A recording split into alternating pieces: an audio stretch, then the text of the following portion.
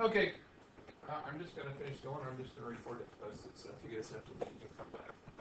I'm going to not have class because of Johnson's. Okay, so anyways, this is our other network card, our other expansion card that's very normal for us to have. There are other expansion cards we can have, like modems, which we still do use in computers, okay? And we can add cards that give us more USB ports or that hook on special printers and stuff. This is our only other really expansion card I'm going to point out. But like I said, the normal speed is these originally went at 10, when they were 10 100. These are all hundreds. Mr. Poole? Yeah. It is on the Blazer news. Okay. The meeting. Okay. All right, bye. Okay, so anyways, they go up to 1,000 now. They actually go up to 10,000. No network card does, except for servers, but they're prohibitively expensive, so we don't have anything at 10,000. 1,000 is as fast as we're going to go for a while until 10,000 becomes something we can afford. Okay. Although realistically, that's pretty darn fast. Freeze, there we go.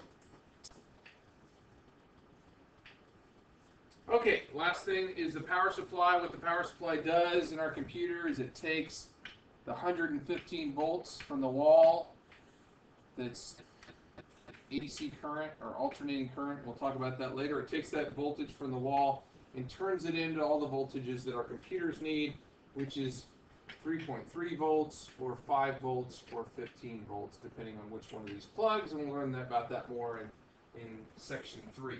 Okay, but this is the last part of the PC.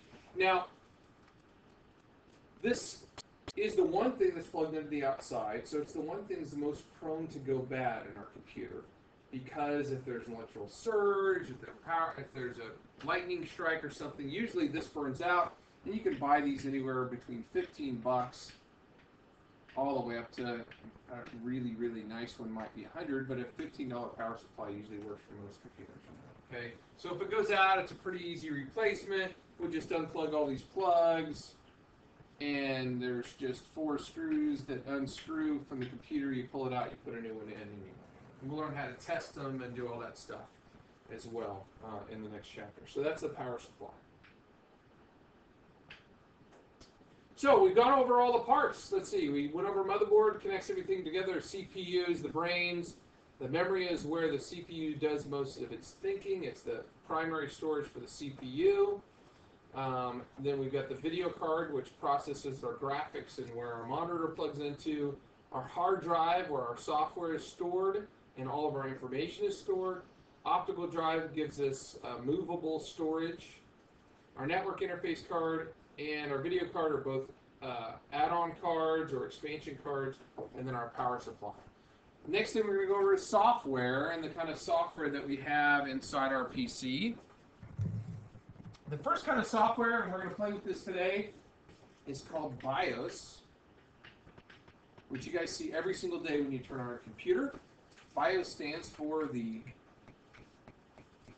Basic Input Output System. I didn't name it. Basic Input Output System, or BIOS, is what you see every single time your computer starts up. This program lives in ROM. Okay? Lives in read-only memory. In fact, it lives in the CMOS ROM. Okay? And the C stands for configuration, but we're going to go over that a little bit. But so our first piece of software that we see is BIOS. Every single time we start our computer, for about 15 seconds, we see BIOS. I thought too. Okay. So every time we start it up, we see BIOS for like 2 or 3 seconds loading. Okay. After BIOS runs, it hands off control to the OS or the operating system.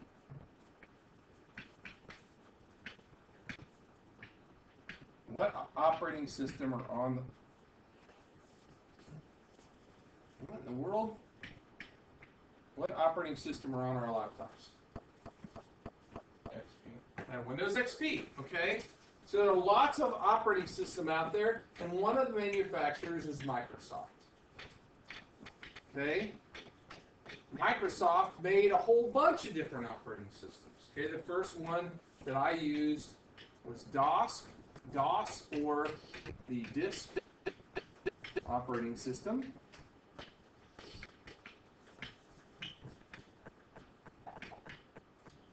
Okay, and DOS ran on one of these floppies. Okay, ran on one of those floppies, and then we got Windows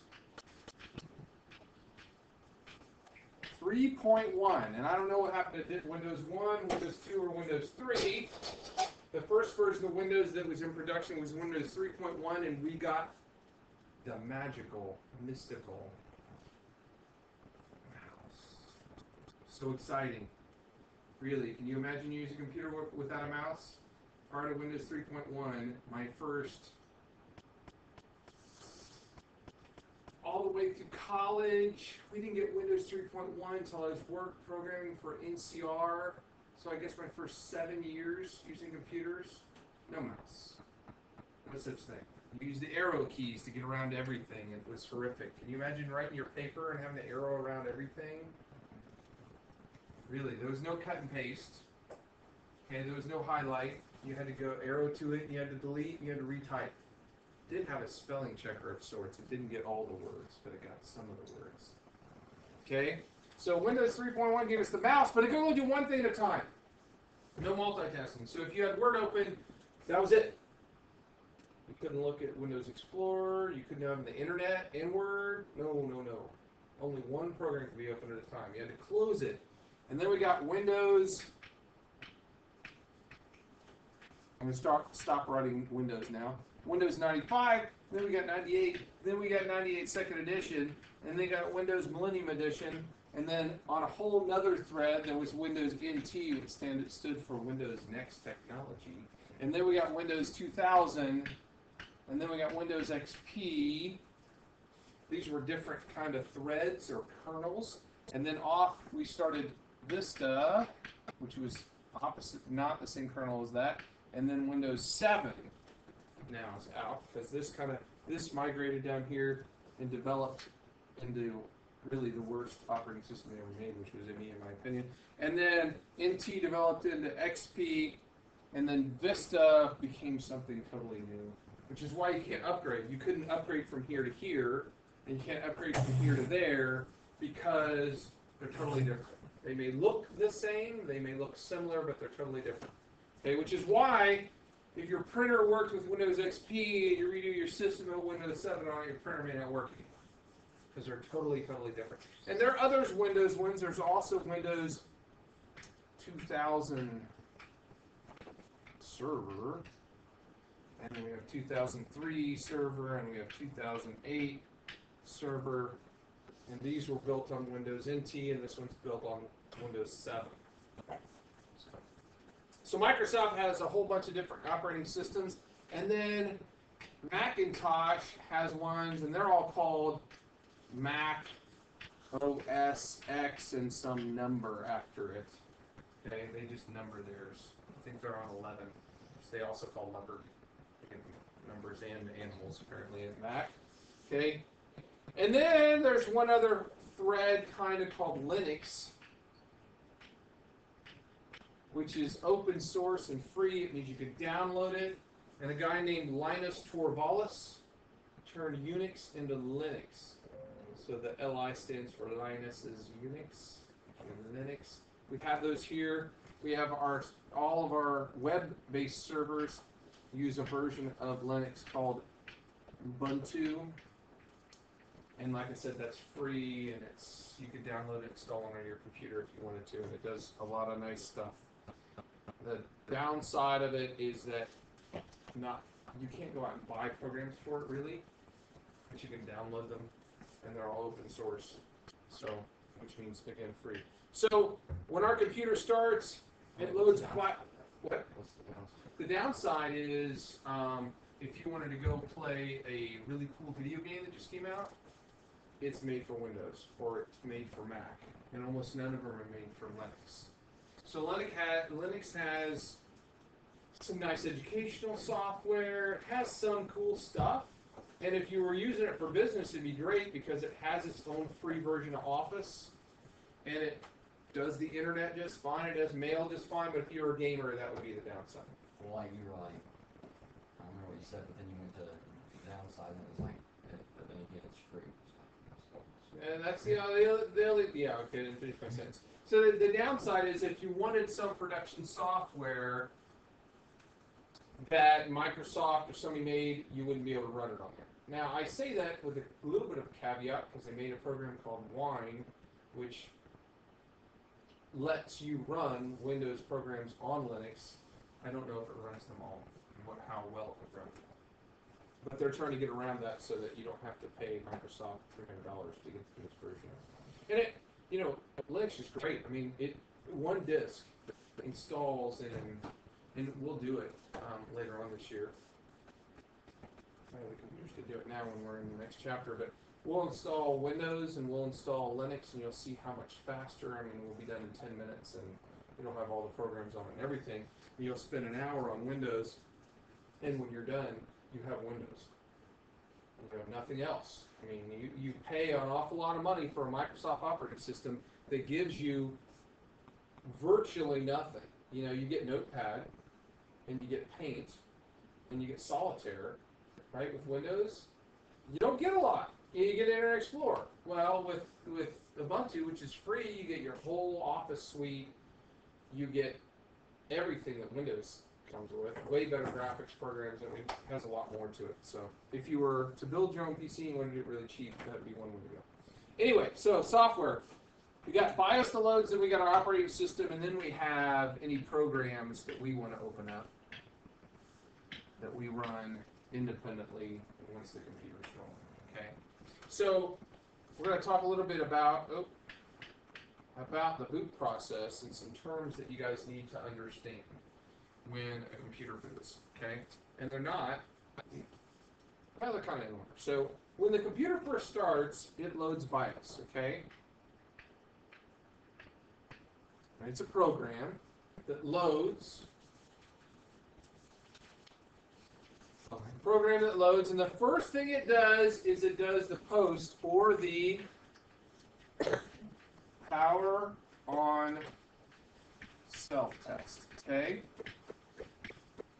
BIOS runs the post and it checks to make sure everything's working.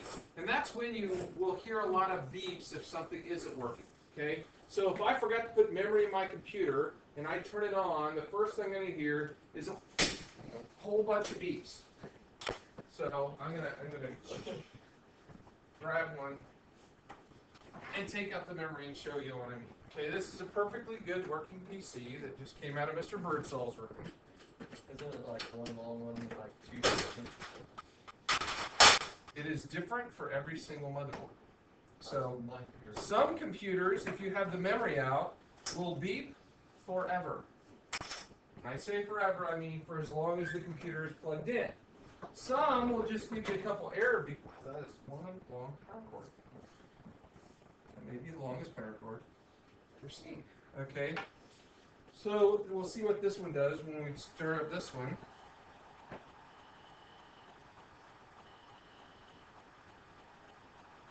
So we got 3 beeps on this one. Okay. If the memory was in there, we probably would have gotten no beeps whatsoever.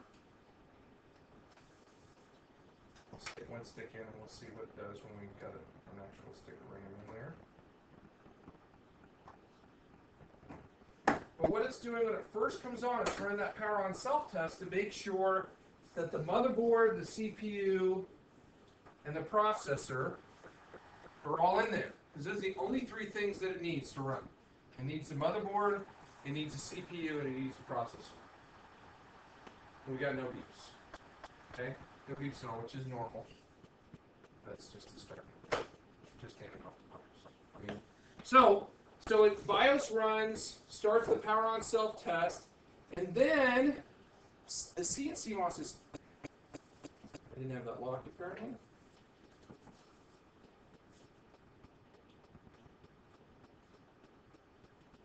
Here's my. There we go.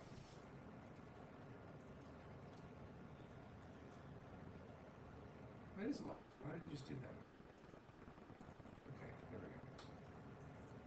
The C in CMOS stands for configuration, and the configuration, first of all, ROM is where BIOS is stored, okay, and the configuration is stored in RAM, and we're going to play with it and do one here in a minute and start one up, and I'll show you. We're going to play with some BIOS, and then we're going to go over to Lab 210 and play with some BIOS there as well. So the way it works is the BIOS loads from ROM, because the program's stored in ROM. It runs a power on self-test. Then it goes to the CMOS RAM to load up what it already has been told is in the computer. And then it does whatever you told it to do next. And we're going to look at the, and that specifically is where you said it wants to boot from, where it wants to boot the OS. And we can go and change where that is, because it could be on the hard drive, it could be on a CD-ROM, it could be on a floppy drive, it could be on a network drive, it could be on a flash drive. So we tell it where the operating system is and what order we want it to do there. Okay? So we're going to look at that right now. I think that was the last one on that. So we're going to look at the boot order. What I'm going to do is I'm going to hook up this one now. I'm going to shut it down. Everybody can turn off their laptops, okay, because they're going to need to be off. Now, to get into BIOS, or the basic input-output system, to get into that program, every single time you turn on a computer, it says enter something, press something to enter setup. Now, normally that something is either delete, F1, F2, or F10. And F10 is usually reserved just for compacts. Okay? For some reason, Compact Corporation liked the F10 key. I don't know why. Okay? Most other ones are delete F1 or F2. So a lot of times you guys will see me trying to get into BIOS. I'll be doing something like this. I'll be hitting the delete key. I'll be going, because I don't know which one it is. And sometimes the BIOS goes by so fast I don't have a chance to read it. Now I'll tell you on these, we already know it's F2. Most Dells are F2. Most other ones are delete. So if you're at a Dell, probably F2 key will work. Okay, but it's usually delete F1 or F2. So when I push the start button, I'll oftentimes just be sitting here going like this. And when I say F1 and F2, I don't mean the number 1 and the number 2. I mean these function keys, because first period people were doing that. Okay, it's the function key 1, function key 2, delete key, or the F10 key usually. That like I said, F10 is usually only for compacts. Okay, so I'm going to bring this one up. I'm going to show you. And now my recording is not going to be worth much because no one's going to be able to see it. But when I turn this on, I'm just going to start kind of tapping the F2. You don't want to hold it down.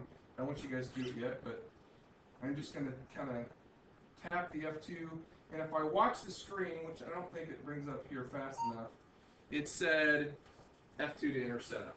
Okay, and we're going into the setup screen. It's going to ask for the password, which I'm going to tell you here in a minute.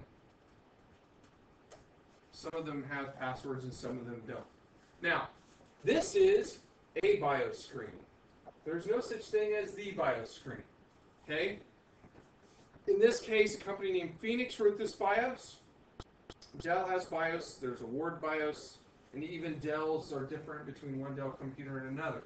So when we look at these, every time we look at them, they're probably going to be different. Okay?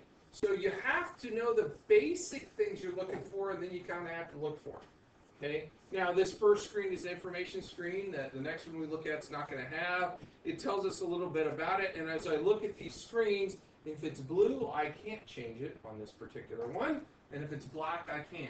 So this is just information, okay? It tells me the CPU's an AMD Turion X2 dual core. It runs at 2.1 gigahertz. It's got a hard drive on IDE 01 called a Hitachi HTS5T, blah, blah, blah. It's got, that's a serial number for that hard drive. It's got on the Atapi, that's a CD-ROM. Okay, it's got a TSST Corporation CD, DVD, RW, whatever. This is the BIOS version is 1.13, and a lot of this I don't really care about, right? But at least I know what the speed is. Now, if I use the arrow keys to go over, I can start to see stuff that I can change. I can change the system date and time. And when I change that, it changes it in RAM. The program lives in ROM, so it's always there. The information that's changeable lives in RAM, because I can write to RAM. And that RAM information is saved by that little tiny coin battery on the motherboard. There's one on these, there's one on every single computer. Okay, so I could change the date and the time. It says how much memory there is. I can't change that. It's how much is in there. There's 4 gig of RAM or 4,096 megabytes of RAM, but then it says video memory. I can go down to that and hit enter, and this is where with this one I can set how much memory the video card will steal from the CPU. I can set 64, 120, or 256, and I want you guys to all check and make sure they're set to 256. Because we're saying, yes, steal as much as you want because we got 4 gig, we're good. Okay? If we set it down here, things would go slower because we have a lot of memory. We can spare it for the video card. Okay? So then down here, I could set some other things. Quiet boot, that's disabled. What quiet boot means is I could set it on that, I wouldn't see anything until Windows comes up. And some people don't like to see the white letters and things I don't know what they mean go by, but we do because otherwise we wouldn't see hit F2 to enter setup. It'd just be gone. Okay? So that's what quiet boot is. Network boot means do you want to boot from the network or the local hard drive or booting from the hard drive. F12 boot menu. This can be enabled or disabled. What this says is if I hit the F12 key on startup, can I tell it where I want it to boot from? Okay, I'm recording the class for you since we have a quiz in class. Okay, so do I want to be able to hit the F12 key to pick where I'm going to boot from? Yes, I do. And I don't even know what the D2D recovery mode is. I'm going to leave that alone. And SATM mode, don't change that or your computer won't boot anymore and you'll run it. So don't change that. That's changed. Okay, so don't change anything on here, but I'm just letting you know what the kind of settings are. If I go to security, that's where I can set the password on these. If we want to set passwords, I almost want to just clear those. And then here under boot is where I have the boot priority. And this is one of the things we are going to check. We're going to check when we go down to lab 210. We like to have it boot from the CD drive first and the hard drive second. Okay? That's so that if we're going to go and use one of these disks, this disk is, I wrote UBCD, that stands for the Ultimate Boot CD. I didn't make it up. It's online. If you Googled Ultimate Boot CD, you would see it. It's a free download that you can use to make a CD. It's hundreds of utilities from around the web that somebody put together all in one disk so that we can use them instead of trying to find them. I used to have to find the utility for any given hard drive. Pardon me, Rush. At this time, all freshmen, sophomores should be back in their classes. Again, all freshmen, sophomores should be back in their classes if they are not considered tardy, and then handle them as you would with any other tardy student. Thank you. Beat them.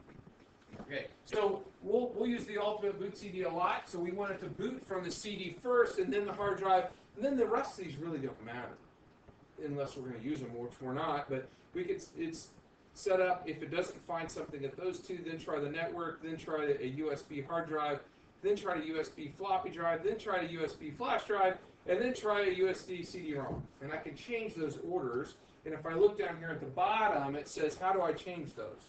Okay, select an item. If I want to change this, I'm not keyboard. If I want to change this, I can go down to it and hit enter. How do I do that on this one? Yeah.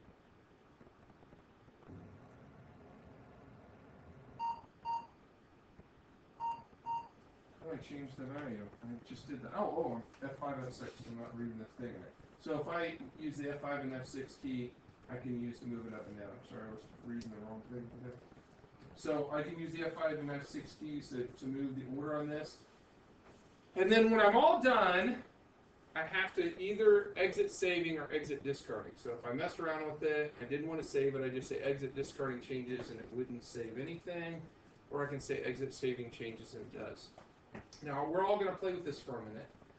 Just to let you look at one, and then I'm going to show you another one on this one, and then we're going to go down to 210 so that you see that they are all completely different.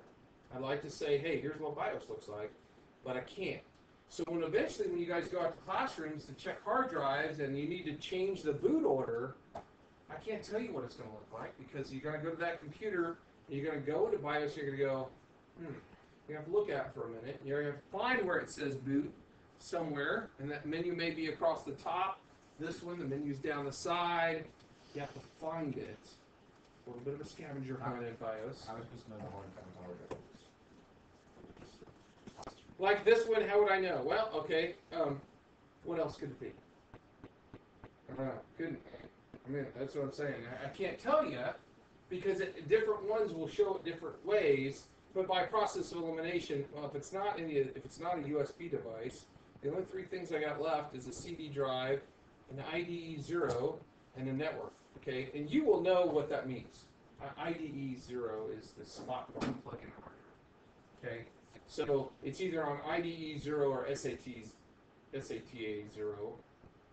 And this one actually is SATA 0, but it shows up as that. So that's where we plug in hard drives on the motherboard, and we're going to learn about that motherboard. So eventually you're going to know that already. But sometimes I just have to look. So what I've done, I just hit save and exit. And it says, are you sure you want to save? And you say yes. And then it just reboots. Okay, so everybody turn theirs on. I want you to go into BIOS, and then I'm going to hook up to the other monitor to do that one as well.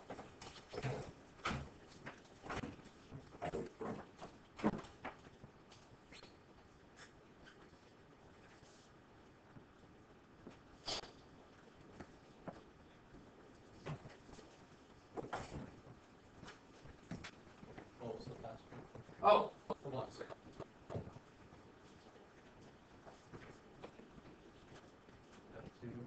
You already passed it.